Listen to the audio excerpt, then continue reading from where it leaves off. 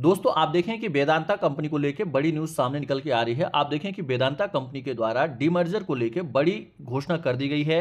यानी यहाँ पे वेदांता कंपनी के द्वारा डीमर्जर की रिकॉर्ड डेट की घोषणा की गई। अब यहाँ पे बहुत सारे ऐसे लोग हैं जिनके पास ऑलरेडी पहले से वेदांता कंपनी का शेयर है और कुछ ऐसे भी लोग हैं जिनके पास वेदांता कंपनी का शेयर तो नहीं है, लेकिन अभी वो खरीदना चाहते हैं। तो वो उनके मन में यह संशय आ रहा है कि क्या अभी हम अगर वेदांता कंपनी के शेयर को खरीदते हैं तो हम यहां पे डीमर्जर के लिए एलिजिबल होंगे या नहीं होंगे, तो इसके बारे में भी हम बात करेंगे। और साथ में दोस्तों जिनके पास शेयर है, अब या अगर ये डीमर्जर होता है तो डीमर्जर होने के बाद जो बाकी कंपनी का शेयर है वह आपके डीमैट अकाउंट में कब क्रेडिट होगा और इसका क्या बेनिफिट होगा, किस किस नाम से उन कंपनियों के शेयर आपके डीमैट अकाउंट में क्रेडिट होंगे, इन सभी चीजों के बारे में हम इस वीडियो में डिटेल में बात करेंगे। तो दोस्तों आप अंत तक बने रहिएगा ताकि आपका सारा कंफ्यूजन दूर हो जाए। इस वीडियो में हम एक एक पॉइंट आपका यहाँ पे क्लियर करेंगे। तो दोस्तों अगर आपने चैनल को सब्सक्राइब नहीं किया है तो चैनल को सब्सक्राइब जरूर कर लीजिएगा। दोस्तों आप देखें कि वेदांता कंपनी के शेयर में पिछले कई महीनों से कंटिन्यू आप देखें कि पॉजिटिव मोमेंटम बनते हुए दिखा। और अगर आप यहां पे डेटा उठा के देखें तो पिछले 6 महीने में इस कंपनी के द्वारा 61% के आसपास रिटर्न देखने को मिला है।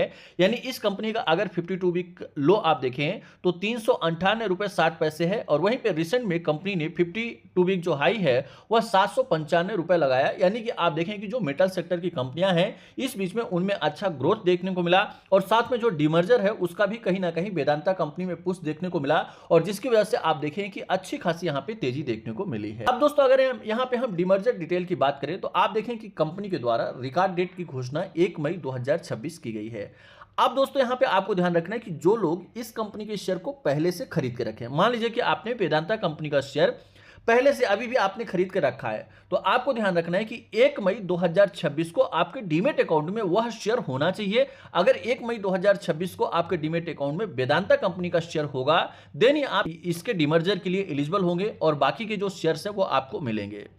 अब दोस्तों यहां पे आप देखिए कि जैसे आपका यहां पे रिकॉर्ड डेट जो है वही इफेक्टिव डेट भी होगी, यानी 1 मई को ही इसका डीमर्जर भी हो जाएगा। यानी 1 मई को आपके डीमैट अकाउंट में शेयर होगा तो 1 मई को ही वह डीमर्जर का जो प्रक्रिया है वह भी कंप्लीट हो जाएगा। अब डीमर्जर होने के बाद दोस्तों आपको टोटल 5 कंपनियों के शेयर मिलेंगे। जैसे कि आप देखें कि वेदांता लिमिटेड कंपनी के अभी तक आपके पास 6 शेयर हैं, लेकिन जब डीमर्जर होगा तो डीमर्जर के बाद आपको यहां पे 5 शेयर इसके मिलेंगे। अब दोस्तों होता क्या है, सिंपल सा आप बात को समझिएगा कि डीमर्जर होता है, डीमर्जर के कम से कम आप देखें कि 15 से 20 दिन का टाइम लगता है। यानी डीमर्जर आज मान लीजिए कि कंपनी का 1 मई 2026 डीमर्जर की डेट है, तो यहां पे आपका 15 से 20 मई के आसपास बाकी जो शेयर हैं उनको मार्केट में लिस्टेड होना पड़ेगा। तो अब हमें ध्यान रखना है कि जैसे आपका जो वेदांता लिमिटेड कंपनी है आप देखिए कि यहाँ पे जो डीमर्जर हो रहा है, डीमर्जर के बाद कौन कौन सी कंपनी होगी, तो पहला आप देखिए कि वेदांता जो लिमिटेड है एग्जिस्टिंग कंपनी है उसका आपको 1 शेयर मिलेगा। उसके बाद आप देखिए वेदांता एल्यूमिनियम, यानी आपको एक वेदांता लिमिटेड का शेयर मिलेगा। दूसरा आपको वेदांता एल्यूमिनियम का शेयर मिलेगा, 1 शेयर मिलेगा। वेदांता ऑयल एंड गैस के नाम से तीसरी कंपनी लिस्टेड होगी जिसका भी आपको 1 शेयर मिलेगा। वेदांता पावर के नाम से कंपनी है वह भी लिस्टेड होगी जिसका आपको 1 शेयर मिलेगा। और 5वीं जो कंपनी है वेदांता आयरन एंड स्टील। तो यानी आपको यहां पे ध्यान रखना है कि इन सभी 5 कंपनियों के 1-1 शेयर आपको मिलेंगे। यानी 1:1 की रेशियो में यहां पे डीमर्जर हो रहा है। यानी जितनी भी कंपनियां डीमर्ज हो रही हैं तो उनके सभी कंपनियों के 1-1 शेयर आपको मिलेंगे। अब दोस्तों यहां पे बात हो गई कि जो लोग पहले से इस कंपनी के शेयर को खरीद के रखे हैं, अब मान लीजिए आप इस कंपनी के शेयर को खरीदना चाह रहे हैं और डीमर्जर का बेनिफिट उठाना चाह रहे हैं, तो आप देखिए कि यहाँ पे 1 मई का जो डेट निकल के आ रहा है वो फ्राइडे, 1 मई को क्या है, फ्राइडे है और 1 मई ही रिकॉर्ड डेट रखी गई है। अब यहाँ पे आपको ध्यान रखना है कि होगा क्या कि यहाँ पे जो आपके डीमैट अकाउंट में 1 मई को शेयर होना चाहिए, लेकिन यहाँ पे सेटलमेंट जो साइकिल होता है वो T+1 होता है, यानी ट्रेडिंग डे से 1 डे बाद, यानी T+1 होता है। तो यहाँ पे आपको ध्यान रखना है कि आपको 29 अप्रैल, यानी 29 अप्रैल आप देखें कि यहाँ पे बुधवार होगा, वेडनेसडे होगा, तो 29 अप्रैल 2026 को अगर आप 29 अप्रैल 2026 या उसके पहले आप वेदांता कंपनी के शेयर को खरीद लेते हैं तो आप डीमर्जर के लिए एलिजिबल हो जाएंगे। तो आपको ध्यान रखना है और ऐसा मत करिएगा कि आप 1 मई को शेयर को बेच दें।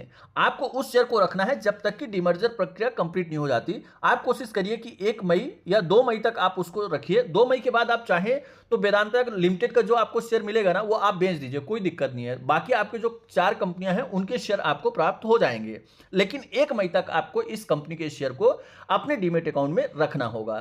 तो दोस्तों, मैं उम्मीद करता हूं कि जो भी चीजें हमने आपको यहां पे समझाया है, बताया है, वो सारी चीजें प्रॉपर तरीके से आपको समझ में आ गई होंगी।